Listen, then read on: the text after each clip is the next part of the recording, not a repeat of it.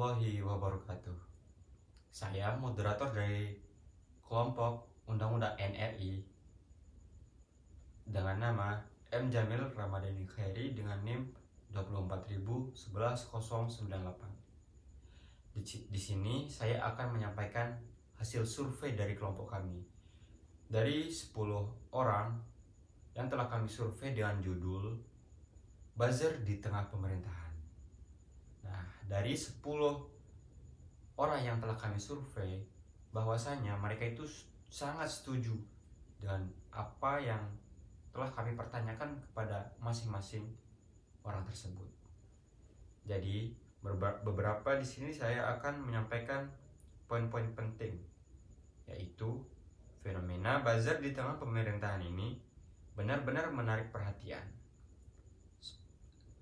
Ini bukan cuma sekedar obrolan iseng di media sosial, tapi ada dampak yang serius. Tentu dalam buzzer itu bersifat individu atau kelompok yang terorganisir sengaja menyebarkan narasi tertentu di media sosial. Tujuannya beragam, mulai dari membentuk opini publik, mendukung kebijakan pemerintah, sampai menyerang lawan politik.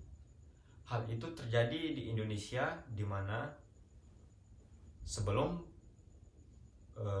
pesta demokrasi dimulai, pasti sangat banyak buzzer-buzzer, entah itu dari lawan yang satu dan lawan yang lainnya, pasti mempunyai buzzernya masing-masing.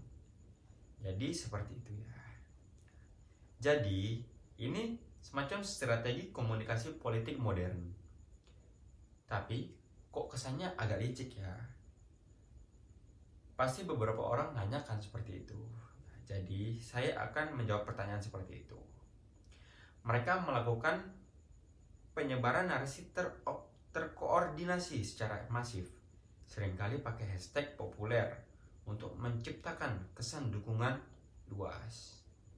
Selain itu, mereka juga menyerang atau mendiskreditkan lawan politik dengan menyebarkan disinformasi atau hoax. Berarti mereka bisa bikin suatu isu jadi trending dan memecah belah masyarakat juga ya. Jadi jawaban tersebut tepat sekali.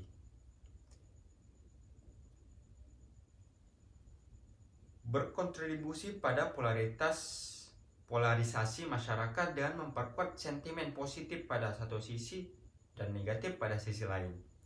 Bahkan mereka sering menggunakan akun palsu atau bot untuk memperbesar volume percakapan dan menciptakan ilusi dukungan. Apa sih motifnya? Kenapa sih ada buzzer di dunia politik gitu kan?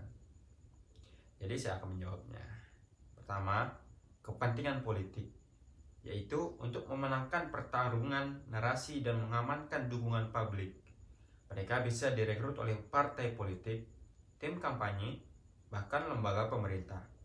Yang kedua, ada motif keuntungan ekonomi, di mana banyak yang menawarkan jasa buzzer secara profesional.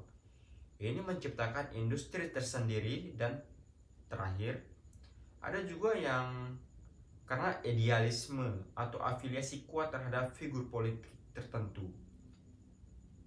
Dan pasti banyak sekali dampak yang terjadi di dalam demokrasi. Pasti ini merupakan dampak yang sangat serius bagi demokrasi di Indonesia. Dampak-dampak seperti manipulasi opini publik yang membuat masyarakat sulit membedakan fakta dan fiksi, serta mengikis kepercayaan pada sumber informasi kredibel. Ini juga bisa mengikis kepercayaan terhadap pemerintah dan media, melemahkan diskusi rasional, mengancam kebebasan berekspresi karena adanya serangan verbal, dan memperdalam polarisasi sosial. Mungkin kesimpulan dari kelompok kami yaitu, apabila kita mendukung salah satu dari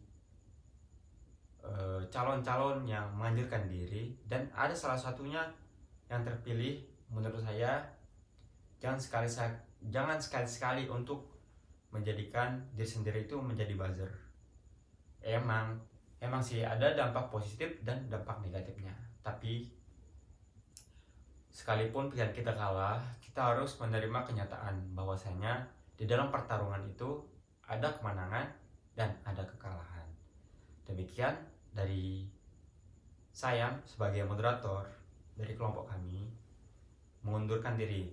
Kami mohon maaf apabila ada kekurangan dan kesalahan. Assalamualaikum warahmatullahi wabarakatuh.